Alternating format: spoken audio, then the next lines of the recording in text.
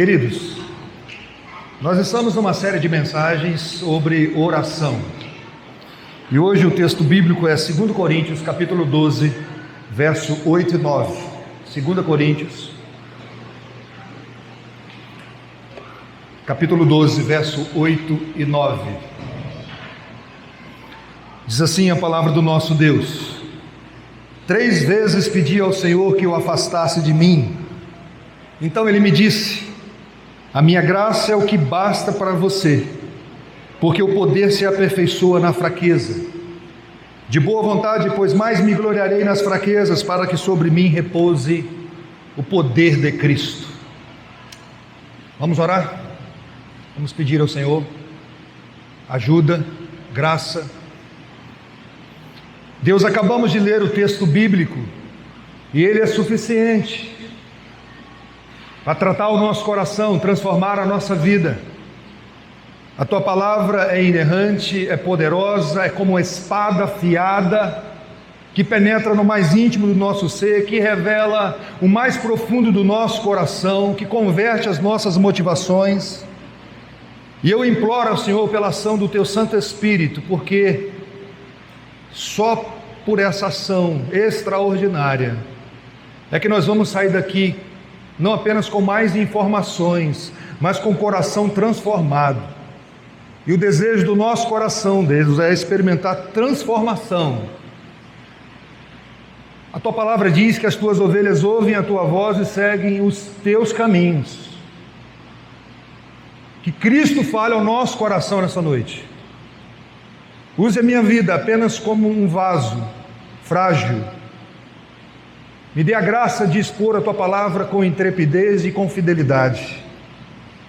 E abençoa o coração dos meus irmãos. Em nome de Jesus, amém. Todo lápis, para ser útil, ele precisa passar pelo apontador.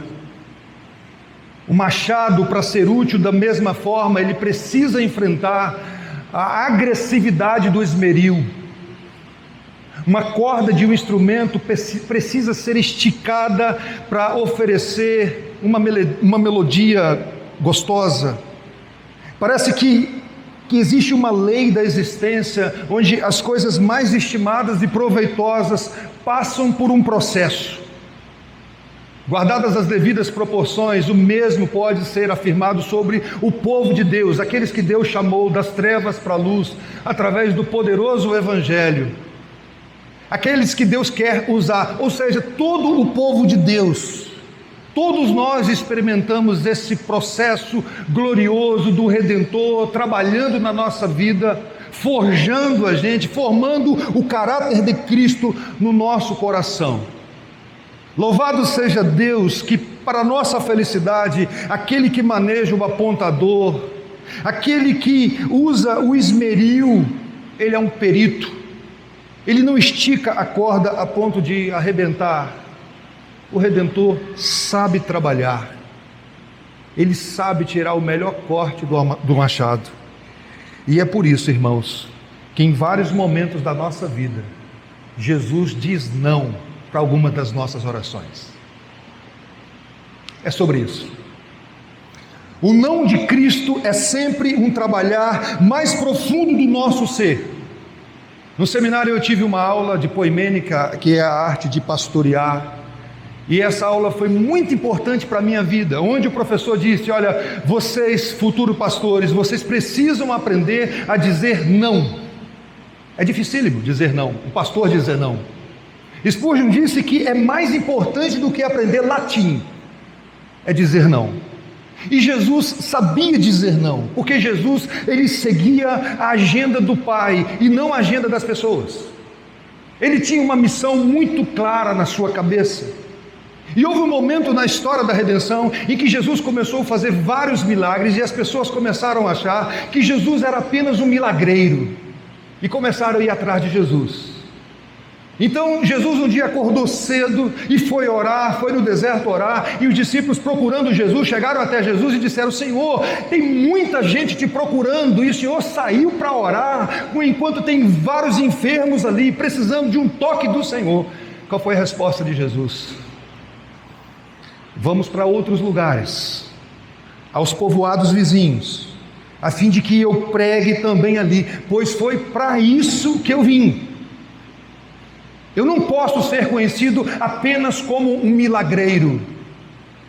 Eu vim para pregar o evangelho do reino, eu vim para anunciar a salvação, as boas novas. Jesus tinha foco na missão e ele era intencional. E é preciso ter clareza, irmãos, para não distrair. Quando eu não tenho clareza da missão de Deus para a minha vida é moldada pela agenda dos outros. Eu esqueço que a vontade do Pai, que é a perfeita, agradável para a minha caminhada cristã. E Jesus, ele sabe o que é melhor para os seus discípulos. Ele tem clareza da vontade do Pai para a minha vida e para a sua. E porque Jesus tem clareza sobre o querer dele para a minha vida e para a sua, ele vai dizer não em vários momentos. Você já parou para pensar que o grande propósito da redenção é restaurar a imago Dei, a imagem de Deus que foi manchada pelo pecado lá no Éden? Deus é o maior martelinho de ouro, gente. Ele sabe trabalhar para restaurar o ser humano. E preste atenção em algo. Ele não irá protegê-lo de absolutamente nada que o torne mais parecido com Cristo. Esse é o resumo da mensagem. O Redentor não irá protegê-lo de absolutamente nada que o faça mais parecido com Ele mesmo. Porque a partir do momento que você compreendeu a obra de Cristo, que você é de Jesus, você compreendeu a cruz, você entra num processo glorioso de santificação, onde Deus, dia após dia, de glória em glória, Ele vai restaurando a imagem de Cristo. E preste atenção em algo, e às vezes Ele vai provocar situações para te fazer parecido com Ele. Esqueça aquela ideia de que você tem condições de converter Deus. Ele vai usar situações específicas para te moldar, para trabalhar o seu coração. E nessa série, nós vamos ver, na mensagem de hoje, Cristo dizendo não para um pedido sincero de um homem que tinha muita fé, e não é uma fé assim que vacilava, mas uma fé bem fundamentada, ninguém menos do que o apóstolo Paulo, talvez a pessoa que mais recebeu luz do Espírito Santo para compreender a soberania de Deus. Ele sabia dos decretos de Deus, e ele se coloca diante de Deus com um pedido sincero, honesto, que não havia pecado nenhum, e ele recebe um não. Quem é Paulo, gente? Simplesmente o maior apóstolo, o maior missionário, o maior teólogo, o maior pastor entre os mortais. Ele escreve essa carta belíssima, que eu recomendo a leitura dessa carta, a carta aos Coríntios. Coríntios era uma igreja complicadíssima, mas ao mesmo tempo essa cartinha ela é a mais contemporânea de todas, porque ele trata dos assuntos atuais. E nós temos aqui um pastor maduro, um pastor que não é um pastor modinha, mas um pastor raiz mesmo, forjado pelo fogo, trabalhado pela graça de Deus, contando uma experiência extraordinária, mas com um detalhe específico. Ele só contou porque eles duvidavam do seu apostolado. Mesmo diante das credenciais apostólicas que Paulo apresentou para a igreja, eles chamavam Paulo de fraco. Eles diziam o seguinte: Paulo é bom para escrever, mas na presença ele é fraquinho. E olha que essa igreja foi plantada pelo apóstolo Paulo, e esses irmãos debochavam do apóstolo Paulo. E ele está aqui usando a sua autoridade apostólica para pastorear esses irmãos. Uma igreja cheia de dons espirituais, e Paulo não nega isso, porém uma igreja imatura, uma igreja cheia de criancice, onde Paulo reconhece os dons. E quando ele chega na segunda carta, ele faz uma exortação cirúrgica. Presta atenção, olha o que o texto diz: examine-se para ver se realmente estão na fé, provem a si mesmo, ou não reconhece que Jesus está em vocês, a não ser que você já tenha sido reprovado. Ei, dom espiritual não é sinal de que você está saudável. Alguém pode ser cheio de dons espirituais e está vivendo numa meninice danada, uma criancice espiritual, na carne muitas vezes. Havia grupos nessa igreja, uma igreja dividida. Havia aquele grupo que seguia o eloquente Apolo, um pregador que as pessoas admiravam, mas havia o grupo de Pedro, o grupo de Paulo, e tinha um grupo que é pior de todos, que é o grupo de Cristo. Imagina, o grupo de Cristo era o pior. Sabe por quê? Porque é aquele grupo de pessoas que diziam o seguinte: nós só aceitamos ser pastoreados por Cristo, nós não aceitamos ser pastoreados por homem nenhum. É o grupo que dá mais trabalho até hoje, que não reconhece que Deus levanta homens para ser usados por Deus para o pastoreio. E havia nessa igreja também um problema imoral. Tinha um rapaz nessa igreja que tinha relação sexual com a sua madrasta. Deus não deixa de registrar isso. E a igreja, sabe o que a igreja fazia? A igreja vendia assim uma ideia muito bonita, só na propaganda: nós somos a igreja do amor, nós acolhemos as pessoas. Qual o problema nisso? Nessa mesma carta que Paulo diz que o amor tudo suporta, ele diz: entrega esse cidadão para Satanás. Nessa mesma carta, porque o amor e verdade, eles precisam caminhar juntos. Essa ideia de que nós amamos e suportamos todas as coisas, Paulo diz: olha, o amor tudo suporta, não suporta? Mas entrega esse cidadão para que haja arrependimento. Está errado. O amor diz que está errado. Porque eu amo, eu disciplino a todos que eu amo, diz a palavra de Deus. E os irmãos também não conseguiam resolver os seus conflitos internos. Havia problemas de relacionamento, e o que eles faziam? Eles levavam para fora da igreja, para fora do ambiente. Paulo diz: gente, isso é uma vergonha quando isso acontece. Por que vocês não procuram resolver os problemas que vocês têm entre vocês? Isso é uma vergonha. E diante de todos esses questionamentos, o apóstolo Paulo conta a sua experiência. Ele foi forçado a contar. Olha o que o texto bíblico diz: se é necessário que eu me glorie, ainda que não seja conveniente, vou falar a respeito das visões e revelações do Senhor. Conheço um homem em Cristo que há 14 anos foi arrebatado até o terceiro céu. Se isso foi no corpo ou fora do corpo, não sei, mas Deus o sabe. E ele fala aqui de uma experiência singular. Conheço um homem. Se no corpo ou no corpo, eu não sei. E lá ouviu palavras indizíveis que homem nenhum tem permissão para repetir. E essa experiência aconteceu há 14 anos atrás. Fica aqui uma lição para a gente. Ele até esse momento não havia contado, não gravou um vídeo, não foi para a igreja dar testemunho. Só contou dessa experiência porque ele foi forçado. Porque as pessoas estavam duvidando do seu apostolado. E diz a Bíblia que ele lá e viu coisas maravilhosas, extraordinárias. E eu creio que é nesse contexto que Paulo diz assim lá em Romanos: porque tenho para mim que o sofrimento do tempo presente não pode ser revelado com a glória do porvir. Ele viu, gente, coisas que não penetrou no coração humano ainda. Ele teve essa experiência. Mas só que ele não poderia contar o que viu, tinha que guardar para ele. Diante dessa experiência maravilhosa, para não dizer gloriosa, Satanás já estava de plantão. Assim como naquela experiência da transfiguração, quando Jesus transfigura e aparece Moisés e Elias, quando termina aquele período da transfiguração, já tinha um endemoniado no pé da montanha esperando Jesus, com os seus discípulos.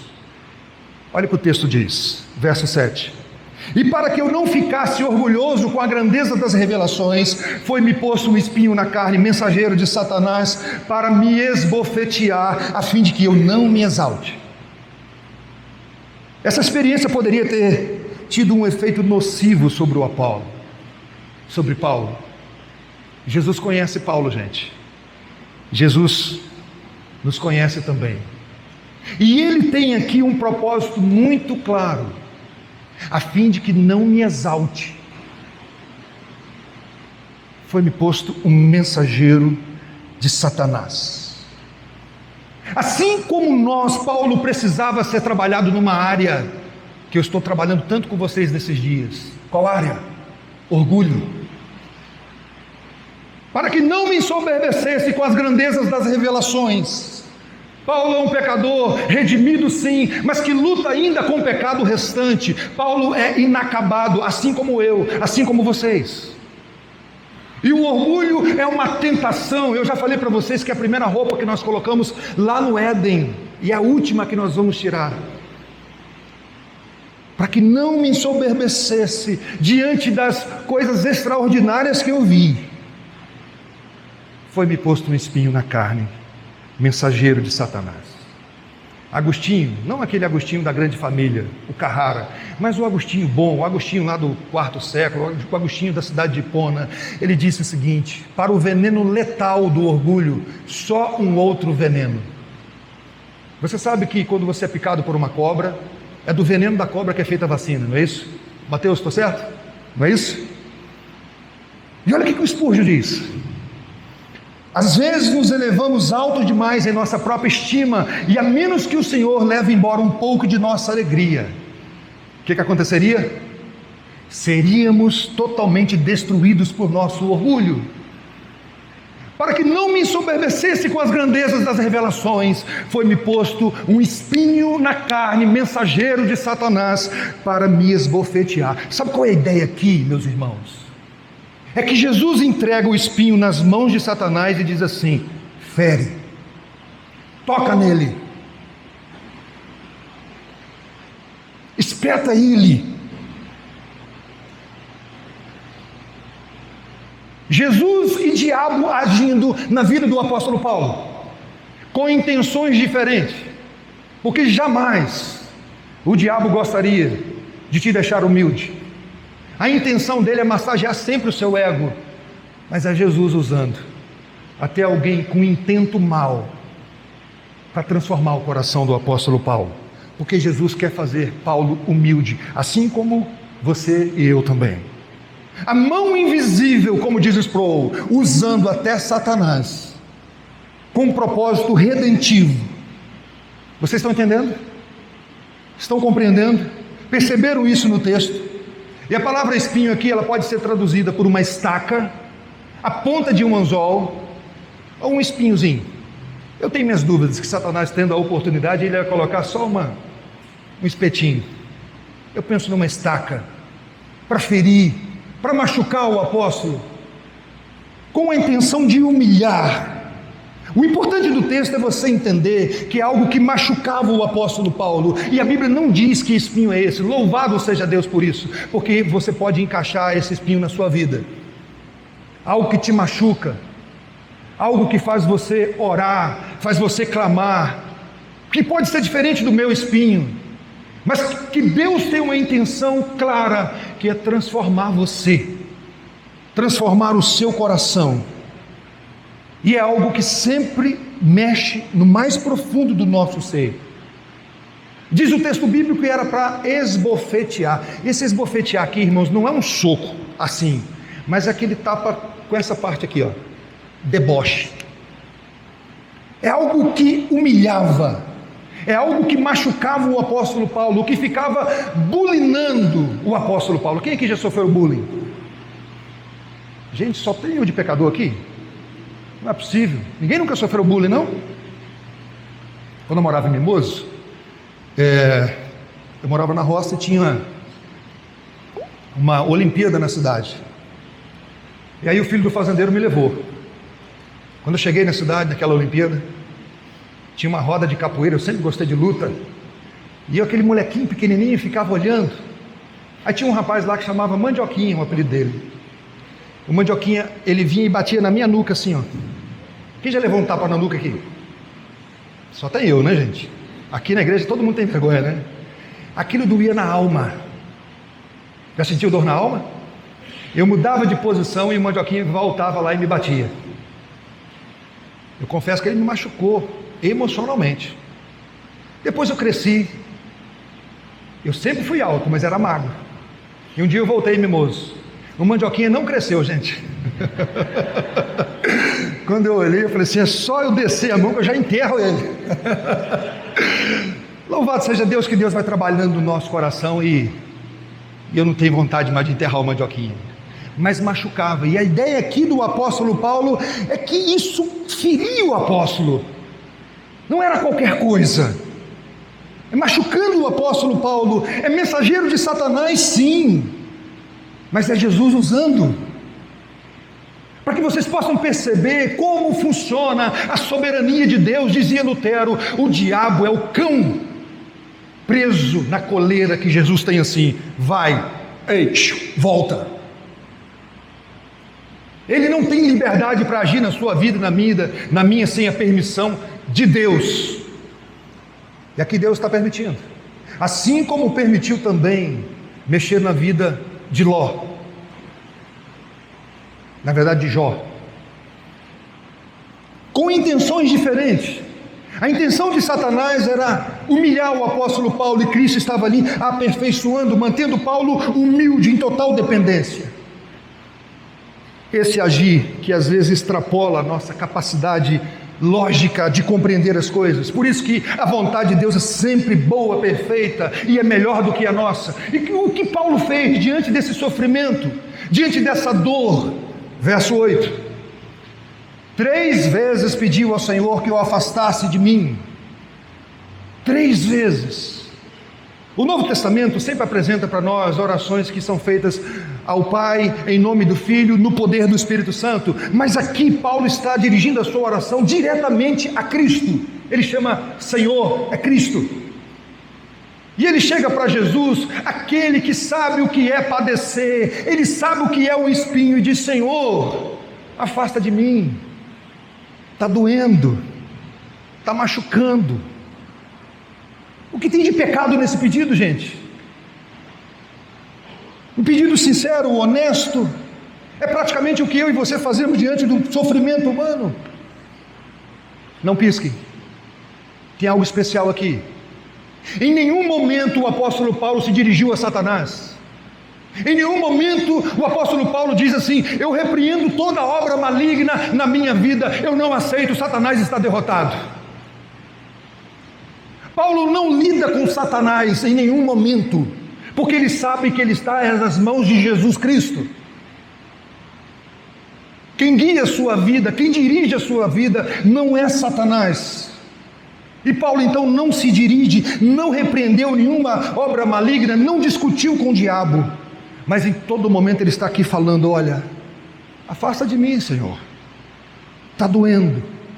E olha que em Efésios 6 ele diz que a nossa luta não é contra carne e sangue, e sim contra principados e potestades. E ele está orando: Senhor, afasta de mim. É isso que você faz quando a estaca chega? Quando o sofrimento chega na sua vida, o que você faz, irmão? Irmã, você ora, você coloca isso diante do Senhor, você pede livramento ao Senhor. Não sabemos se a cada pedido Jesus dizia não, ou depois dos 3 pedidos Jesus disse não. A Bíblia não diz isso, mas a resposta de Jesus é verso 9: então ele me disse, a minha graça é o que basta para você, porque o poder se aperfeiçoa na fraqueza. De boa vontade, pois mais me gloriarei nas fraquezas, para que sobre mim repouse o poder de Cristo. Qual a resposta do apóstolo Paulo? A minha graça te basta. E o que é graça, gente? Nós temos a mania de assimilar a graça de Deus com o adicional de Deus. Se um filho passa na faculdade, o que é que nós falamos? É graça de Deus. É graça sim, mas não nesse contexto aqui. Aqui não é sobre o adicional de Deus. Deixa eu apresentar para vocês essa distinção. Um dia Jesus está pregando e desceram com um paralítico. Aí Jesus olha para aquele paralítico e diz assim: os teus pecados estão perdoados. Pega o teu leito, levanta e anda, pode ir embora. Jesus foi gracioso com ele? Foi. E Jesus deu o adicional. Qual é o adicional ali? Levanta, toma o teu leito e anda. Mas nem sempre Jesus dá o adicional. Um dia o nosso querido Davi pecou, e quando o profeta confrontou Davi, Davi disse: pequei contra o Senhor. Aí o profeta disse: você está perdoado, mas a criança vai morrer. Davi buscou com jejum e oração, e a criança morreu. Pergunto: Deus foi gracioso com Davi? Sim ou não? Sim, mas Davi não recebeu o adicional. A graça aqui é algo muito especial, tem a ver com presença. Como a Inês falou muito bem durante aqui a ministração, a minha presença, Paulo, é suficiente. Deixa eu ilustrar. Um dia um pai chegou para um filho e disse assim: filho, se você desobedecer mais uma vez, você vai dormir no porão. O que o menino fez? Como uma boa criança? Obedeceu, né? Desobedeceu. O menino foi dormir no porão. Meia-noite o pai resolveu dar uma olhada na criança. O menino está com os olhos vermelhos, chorando muito. Aí o pai chegou: meu filho, você está bem? Eu estou bem. O pai, eu estou tão arrependido, me perdoa. Aí o pai disse: eu te perdoo, sim. Então deixa eu voltar a dormir no meu quarto. Sabe o que o pai disse? Não, eu falei para você que você iria dormir no porão. Mas o pai vai fazer algo muito especial. O pai foi lá, pegou o cobertor e o travesseiro e dormiu com o seu filho. É a minha presença, Paulo. Eu não vou mudar o quadro, mas eu vou estar com você. Eu não vou te abandonar, porque eu sou a ressurreição, eu sou o pão, eu sou a vida. Sou eu que ando com você até no vale da sombra da morte. É o Redentor sendo engrandecido, extraindo força da nossa fraqueza. Irmãos, prestem atenção, é a presença de Jesus que faz toda a diferença na nossa caminhada. É quando Jesus demonstra todas as dimensões de quem é Cristo, onde o Tim Keller diz: você não percebe que Jesus é tudo o que você precisa, até Jesus ser tudo o que você tem. Às vezes Jesus conduz a nossa vida ao momento assim, para você reconhecer que Jesus é tudo o que você tem. Porque em vários momentos da nossa vida nós colocamos a nossa esperança no plano de saúde, em homens, na nossa conta bancária. E Jesus quer nos ensinar uma total dependência. Irmãos, mais uma vez, o problema não é a presença de Satanás ao redor da nossa casa, mas a ausência de Cristo reinando no nosso coração. Guarde isso. O problema não é a presença satânica tentando e investindo, mas a falta de Cristo reinando. Eu não vou remover, Paulo. Eu vou estar com você. Por isso, meu professor diz: dê um beijo em sua fraqueza e diga: seja bem-vinda, porque é você que me coloca aos pés da cruz. Seja bem-vinda, porque quando sou fraco, então aqui sou forte. Quando compreendemos isso, irmãos, a caminhada fica mais leve. A estrada assume apenas o papel de estrada e não de ser o nosso lar. Não é sobre aqui. É o que Deus está fazendo na nossa vida nessa caminhada. E olha, eu recomendo esse livro. O livro Na Estrada com Agostinho. Olha só que coisa, que frase cirúrgica. Existe alegria na jornada exatamente quando não tentamos fazer de um carro uma casa, assim por dizer. Há amor na estrada quando paramos de amar a estrada. Existem diversos presentes ao longo do caminho quando lembramos que é um caminho. Há prazer na estadia quando entendemos onde é o nosso lar. O não de Jesus é para colocar os nossos olhos lá, livre do pecado, do diabo e do mundo. É um lembrete que aqui não é a nossa morada final, aqui nós estamos apenas peregrinando. A nossa editora, a Casa Editora Presbiteriana, tem um livro antigo chamado Crendice de Crente. Todo crente deveria ler esse livro. Não crente também, pode ler. E ele diz algo muito interessante nesse livro, porque ele fala o seguinte: tem coisas na nossa vida que Jesus não vai mudar, que Ele vai usar para mudar você. Então já fique sabendo disso. Tem coisas que você vai orar e Ele não vai mudar, vai continuar do mesmo jeito. Sabe por quê? Porque Ele está mais preocupado com a nossa transformação do que com o nosso bem-estar. Ele está mais preocupado em formar Cristo em nós do que o nosso conforto e prazer. Deixa eu contar para vocês uma história minha.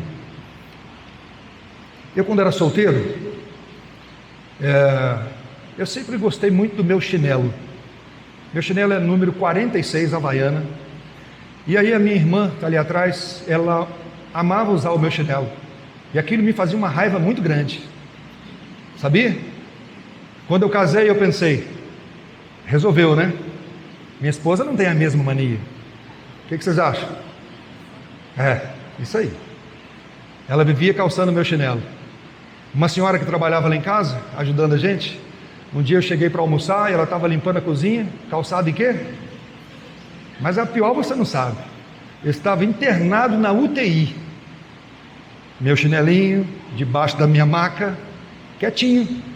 Chegou a hora do banho, lá tem banho todo dia de manhã. E aí vai o leito tal, vai o outro leito. Chegou para um leito na minha frente assim, falou: senhor, é hora do seu banho, cadê o seu chinelinho? Ele falou: não trouxe. Quando ele falou não trouxe, a luz acendeu aqui. Eles vão querer pegar o meu chinelo, não deu outra. Pediu o enfermeiro para tirar uma foto e mandar para a gente. Eu tenho essa foto. Irmãos, eu parei para pensar um pouquinho. Se Deus não quer trabalhar no meu coração, eu fico imaginando se Jesus não estava assim. Pega o chinelo dele, só de propósito. Eu quero trabalhar no coração dele, na UTI cardiológica. Não é só no físico, não. Mas com você, é chinelo ou é outra coisa? Não tem aquela coisa que você é tão apegado assim? E que às vezes Jesus quer mostrar para a gente que isso aqui é tão temporário. Jonas Madureira. O espinho na carne é o meio pelo qual a graça coloca de joelhos homem que em oculto deseja colocar Deus de joelhos. Como eu falei para vocês, nós não vamos converter Deus. Jesus Cristo tem um propósito claro para a minha vida e para a sua, e Ele não abre mão disso. A minha graça é o que basta para você, Paulo, porque o poder se aperfeiçoa na fraqueza. Aí o apóstolo Paulo é transformado, gente. E ele diz assim: de boa vontade, pois mais me gloriarei nas fraquezas, para que sobre mim repouse o poder de Cristo. A ideia aqui é que o poder de Cristo desce, tabernaculou, fez tendas. É essa a ideia no original. O poder de Cristo repousa, faz tendas na nossa fraqueza. É a mesma palavra quando Deus diz: faça um tabernáculo porque eu quero habitar com o meu povo. É a mesma palavra quando o Evangelho de João abre: Jesus, e o Verbo se fez carne e habitou entre nós. E aqui o apóstolo Paulo está dizendo: o poder habitou, fez tendas. Como, Paulo? Qual é a situação que você experimenta esse poderoso agir do Espírito Santo? Pois quando sou fraco, é que sou forte. Os irmãos estão entendendo isso? É justamente nas nossas fraquezas que nós recebemos uma visitação especial do Senhor, onde o poder repousa sobre a nossa vida. Em nenhum momento Jesus mudou a circunstância do apóstolo Paulo. O que Jesus fez? Usou aquela circunstância para transformar o nosso querido irmão. Com a Bíblia aberta, eu preciso fazer uma afirmação nessa noite.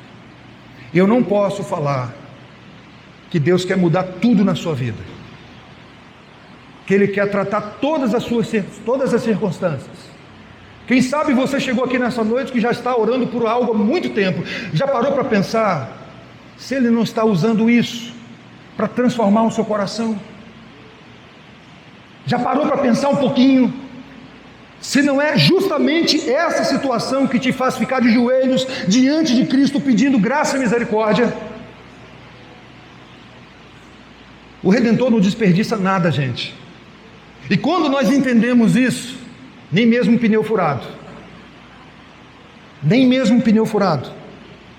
existem atrasos que são intencionais de Jesus Cristo. Algo que seria, na nossa ótica, assim, tão fácil. E por que está demorando tanto? Será que Cristo não está fortalecendo a nossa musculatura espiritual nesse processo, nessa situação? O problema é que às vezes nós agimos como crianças. Na minha época de escola, eu amava quando eu chegava na escola e assim caiu um poste e não tinha aula. Olha só, gente, como é que é criança? Você não quer aprender, olha que loucura. E às vezes nós somos como crianças diante de Deus. Deixar de aproveitar uma oportunidade de aprender. Irmãos queridos, eu acredito que Deus está me chamando nesse período da minha vida, com todas essas situações que eu estou enfrentando de saúde, para deixar o berçário, para me amadurecer. Quando Paulo diz assim, quando eu era menino, eu pensava como menino, mas agora que eu deixei de ser menino, eu penso como homem. E Deus tem usado muito, irmãos, essa situação, me chamando para uma fé mais madura, para uma caminhada mais forte, mais robusta. Será que não está te chamando também? Já parou para pensar? Alguém disse, Senhor, aqueles fardos que o Senhor não vai tirar da minha vida, me dê ombros mais fortes. Aquele que é meu, que eu tenho que carregar até o fim. Recomendo uma leitura de um belíssimo livro, Quem Cuida de Quem Cuida. Esse é livro para pastor, mas você pode ler também. Quem cuida do pastor, gente? Quem cuida de quem cuida? E olha o que o reverendo Vadislau diz.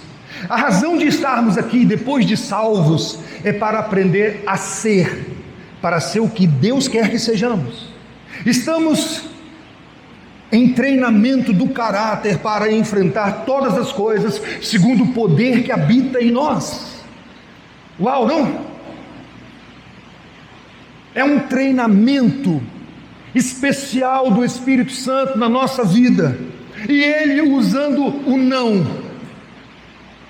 Não vai ser do seu jeito, mas do meu jeito. Mas eu vou te dar graça. Eu vou te fortalecer na fraqueza. A minha presença é suficiente. E Paulo entendeu isso, e eu acredito que eu e você podemos entender também. Olha o verso 10. Por isso sinto prazer nas fraquezas, nos insultos, nas privações, nas perseguições, nas angústias por amor de Cristo. Por quê? Porque quando sou fraco, então é que sou forte. Ninguém gosta de fraqueza. Ninguém. Paulo sentia prazer na fraqueza, porque ele entendeu o propósito dela. Isso aqui não é masoquismo. Isso não é alguém que está descontrolado, emocionalmente mal. Mas é alguém que entendeu que o poder de Deus se aperfeiçoa na fraqueza. E assim era para os apóstolos, assim também é para a minha vida e para a sua. Onde a única resposta adequada, quando você compreende isso, é uma oração de ações de graças mesmo. E olha o que o Sproul diz: o nosso entendimento da soberania de Deus deveria provocar em nós uma intensa oração de ações de graça. Você já entendeu a distinção de em tudo dai graças e por tudo dai graça? A Bíblia não diz por tudo dai graça. A Bíblia diz em tudo dai graça. Paulo não está assim, Senhor, muito obrigado por esse espinho. Não. Ele está em tudo, Senhor, muito obrigado. Ninguém agradece porque foi diagnosticado com câncer. Obrigado, eu estava doido para pegar um câncer. Ninguém faz isso. Mas eu posso, no meio de um câncer, dizer: Senhor, muito obrigado, porque eu sei que quem me leva para casa não é esse câncer, é o Senhor, porque a última batida do meu coração pertence ao Senhor. Se você quiser usar esse câncer, você pode usar. É diferente, gente. É você crer na soberania absoluta de Deus, que nenhum fio de cabelo da sua cabeça cai sem o consentimento do Pai. Por isso, em tudo dai graça. E é o que Paulo está fazendo aqui. Eu te agradeço, Senhor, pelo sofrimento, por tudo que eu estou passando, porque o poder do Senhor se aperfeiçoa na fraqueza. Termino com algumas aplicações para nós. Primeiro, entenda algo nessa noite: o melhor de Deus não está por vir, Ele já veio. O melhor de Deus se fez carne e habitou entre nós, é Jesus Cristo.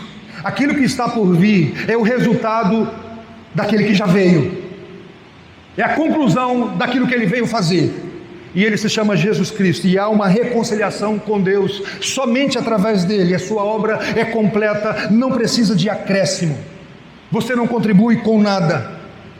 onde Jesus Cristo é a maior demonstração da graça de Deus, do favor para aqueles que não merecem. E com a Bíblia aberta eu preciso informar algo importante. Você é um pecador. E a Bíblia diz que o salário do pecado é a morte. Ou seja, o pagamento do pecado é a morte.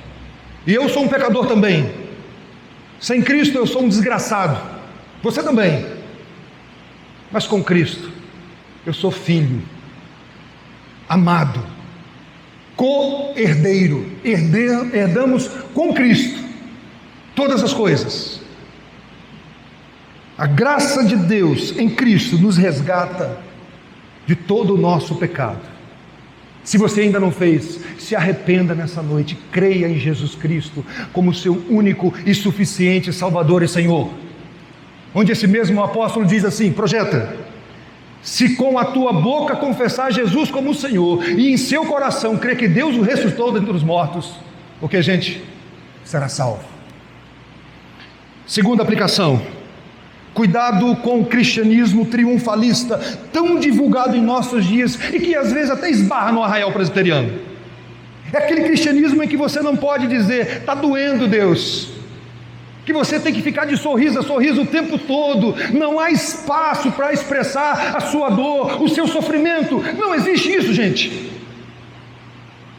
O próprio Jesus Cristo, lá no Getsemane, suando como gotas de sangue, ele diz: Pai, a minha alma está triste até a morte. Tem que haver espaço na nossa caminhada para a expressão da dor, do sofrimento, da luta, da angústia. Eu fico muito preocupado, irmãos, quando a pessoa diz assim: já deu tudo certo, pastor? Você não sabe, querido. Nós não sabemos o dia de amanhã, o amanhã não nos pertence. Eu sei que talvez você está falando na expectativa da soberania de Deus, aí sim já deu tudo certo, mas eu não sei, irmãos, se Deus vai curar essa arritmia minha. Ele não me prometeu isso. Ele prometeu estar comigo todos os dias da minha vida, com arritmia e sem arritmia. Paulo orou com muita fé, não foi por falta de fé. Mas entenda uma coisa: aquilo que ele não muda, ele dá graça para conviver. A nossa dificuldade às vezes é dobrar não esses joelhos aqui, mas verdadeiramente dobrar o coração e clamar ao Senhor. Aconteceu um retiro de pastores. Os pastores geralmente não cuidam muito da saúde. E eles foram para um retiro, um local bacana, havia uma piscina. E aí tinha um pastor lá que estava um pouquinho fora de forma. Ele resolveu, depois do almoço, de comer aquele churrascão bacana mesmo, cheio de gordura, que nós gostamos tanto, nadar. Começou a dar uma cãibra nele, Mateus. E aí todo mundo vendo aquele pastor lá, meio estranho na piscina. E daqui a pouco ele foi lá no fundo. O pessoal ficou desesperado. Havia naquele retiro também um professor de natação. Chamaram aquele irmão. Falou: meu irmão, olha lá, o nosso irmão está afogando lá, eu não tenho condições de pular. Ele é meio fortinho, né? A gente fala assim, fortinho. É difícil tirar aquele irmão da piscina. Aí o professor de natação foi para a beira da piscina, calmamente, tira o relógio, tira o cordão e vai colocando, e deixando o irmão afogar lá. Quando o irmão foi e não voltou mais, ele foi e pulou na piscina rapidamente e tirou o irmão. Quando ele tirou aquele irmão, os outros pastores queriam matar o pastor. O senhor é um covarde, o senhor esperou o nosso irmão desmaiar para ir lá tirar o irmão. Por que o senhor fez isso? Sabe qual foi a resposta do professor de natação? Eu precisava esperar ele desistir dele mesmo. Porque se eu vou lá no momento que ele está afogando, morria nós dois, ele ia me dar soco, ele ia ficar louco lá. Às vezes eu fico pensando se Deus não espera a gente jogar a toalha. Nós ficamos às vezes debatendo, né? Tentando vencer com a nossa própria força. E Deus só esperando. Na hora que ele se entregar, eu vou agir. Não vou deixar morrer não, só vou esperar um pouquinho mais. Deixa ele teimar mais um pouquinho. Terceira aplicação, gente. Se você está enfrentando lutas, ore. Ore. Ore. Jesus não repreendeu Paulo dizendo: Paulo, para de pedir. Não. Ele orou até ouvir de Cristo: a minha graça te basta. Eu ouvi uma frase maravilhosa essa semana: aquilo que recusamos entregar não pode ser curado. Você acha que você dá conta? Aí Deus diz assim: tá bom, joia. Se ele não mudar, ele vai dar graça, mas não se esqueça que ele não desperdiça nada. E o Paul Tripp diz assim: Deus escolhe nos proteger de nós mesmos em nossa fraqueza, para que valorizemos a força que somente Ele dá. Ore e reconheça a força que vem do Senhor. Por último, toda oração e até ausência de oração é uma pintura de dois quadros, uma sobre nós mesmos e outra sobre Deus. Toda oração pinta dois quadros. Quando um pai ora pelo um filho que não estudou para a prova, pedindo para o Espírito Santo direcionar a mão daquele filho para marcar a questão correta, isso não acontece aqui não, só nas igrejas lá dos Estados Unidos, para lá para fora. Aqui não, né? Aí o pai pede: Deus, usa a mão do meu filho para marcar a questão correta. Sabe o que esse pai está fazendo? Ele está pintando um quadro sobre Deus e um quadro sobre ele mesmo. Essa foi muito ruim, né? Mas vamos pegar uma mais fácil. Quando você vai para ali para o centro da cidade e começa a pedir: Deus, uma vaga no estacionamento. Quem aqui já fez isso? Ninguém, gente? Hã? Você está pintando um quadro sobre Deus e outra sobre você. Eu pedi, tá, uma vaga no dia que eu fui lá no Rio, ficar no apartamento do Lucas em Copacabana. Falei: meu Deus do céu, uma vaguinha para mim. Irmãos, você quer saber o que uma pessoa crê de verdade? Escute essa pessoa orando por 2 minutos. Aí você vai saber o que essa pessoa acredita de verdade. Eu não vou falar para você não orar por vaga de trânsito mais não, por vaga de estacionamento. Mas isso me fez pensar, irmãos, principalmente para pregar essa mensagem. Um dia eu estava assistindo uma luta do Vitor Belfort e do John Jones. Não sei quem assistiu aquela luta, eu gostava, hoje eu não assisto mais. Mas houve um momento em que o Vitor estava com tudo para vencer. E ali o meu coração, eu acho que eu já tinha arritmia naquela época. Meu coração acelerou e eu comecei a pedir a Deus: Deus, abençoe esse homem. No meio da oração eu falei assim: não é sobre isso. Não é sobre luta. Olhe para a cruz de Cristo e pense um pouquinho se é sobre isso. Quais são os pronomes na oração do Pai Nosso, gente? São 6 petições. Os 3 primeiros pronomes são teu, tua. Nós oramos: santificado seja o teu nome, venha o teu reino, seja feita a tua vontade. Nas outras 3 súplicas, os pronomes são nosso, nossas, nós. O pão nosso, perdoa as nossas dívidas, livra-nos do mal. Perceberam na oração do Pai Nosso a descentralização do eu? Não é sobre vaga de trânsito, gente. Não é sobre o meu pequeno reino, a minha vontade. É sobre a vontade soberana de Deus, é sobre o querer de Deus para a minha vida, não é nem sobre o meu pão sozinho, o pão agora é nosso. E eu estou preocupado às vezes com uma vaga de trânsito para mim, como se isso fosse a grande prioridade de Deus para a minha vida. A Bíblia diz que a vontade de Deus é boa, perfeita e agradável. Mas você só experimenta essa boa vontade de Deus. No mesmo texto, Paulo diz assim: você precisa ter a mente renovada, transformada, para experimentar essa vontade que é boa, perfeita e agradável. Com a mente renovada, o apóstolo Paulo, cheio do poder de Deus, diz: por isso sinto prazer nas fraquezas, nos insultos, nas privações, nas perseguições, nas angústias, por amor de Cristo. Porque quando sou fraco, então é que sou forte. Você entendeu a vontade agradável, prazerosa, mesmo sendo perseguição, insulto, só através de uma mente renovada, uma mente transformada, é que nós vamos verdadeiramente dizer: Senhor, Você acredita que eu estou sentindo prazer na fraqueza agora? Porque sobre mim repousa, tabernaculou o teu poder está sobre a minha vida. Não é na força do braço que nós fazemos isso, mas é cheio da graça, do poder de Deus. Por isso, queridos irmãos, precisamos sair do berçário, precisamos trocar o pirulito por uma picanha, gente. Eu já falei para vocês, não vou parar de orar por uma vaguinha no estacionamento. Nós devemos orar por tudo. Mas se a nossa vida de oração se resume à vaga de trânsito, o nosso relacionamento com Deus está muito infantil. E qualquer coisa vai frustrar a nossa vida. E entenda uma coisa, em vários momentos da nossa vida não vai ter vaga de trânsito. Porque para transformar o seu coração, você não vai encontrar vaga. Ele vai dizer não para você.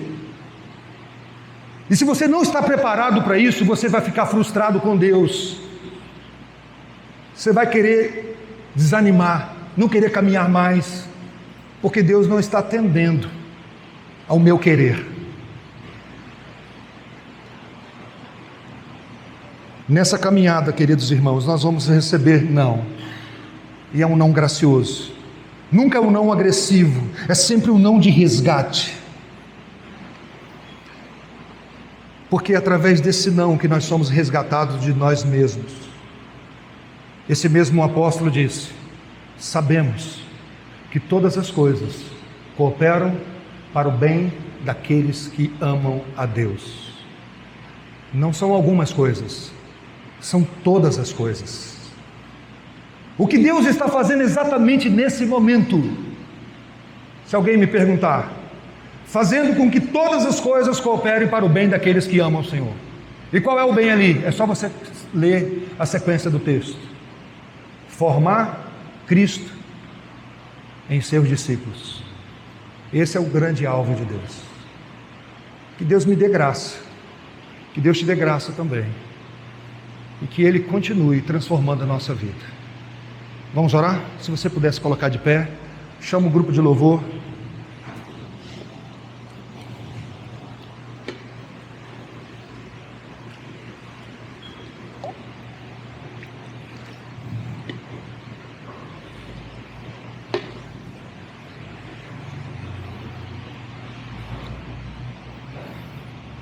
Queridos, o que nós vamos falar para Deus nessa hora? Qual seria a nossa resposta para Deus diante daquilo que nós ouvimos? Quem sabe, como eu falei na mensagem, você chegou aqui, está orando por algo há muito tempo e não vê nenhuma mudança. Já pensou na possibilidade de Deus estar usando isso? Ó Deus bendito, se o Teu Espírito não agir no nosso coração, Deus, nós vamos continuar nesse relacionamento bem frágil contigo. Mas Deus, atrai o nosso coração nessa noite, Senhor. Tira a meninice do nosso coração, Deus. Amadurece o Teu povo. Se tem algo que na nossa vida que nós precisamos enxergar, abre, Senhor, os nossos olhos. Assim como claramente o Senhor abriu os olhos do apóstolo Paulo e o seu coração foi transformado, Deus. E aqui nós ouvimos a oração de gratidão por lutas, por dificuldades. Como é difícil para nós na força do braço. Mas quando o Teu poder repousa sobre a nossa vida, é possível sim. Nos faz reconhecer nossas fraquezas, Deus. Vence as resistências do nosso coração, a teimosia. Transforma, Deus, a começar em mim. Abençoa o Teu povo. Fale profundamente ao coração do Teu povo nessa semana, Deus. Continue nos incomodando, esse incômodo santo. Tira o nosso sono se for preciso. Tira a nossa paz, Deus, se for preciso. A começar em mim. Mexe conosco, Deus. Em nome de Jesus. Amém.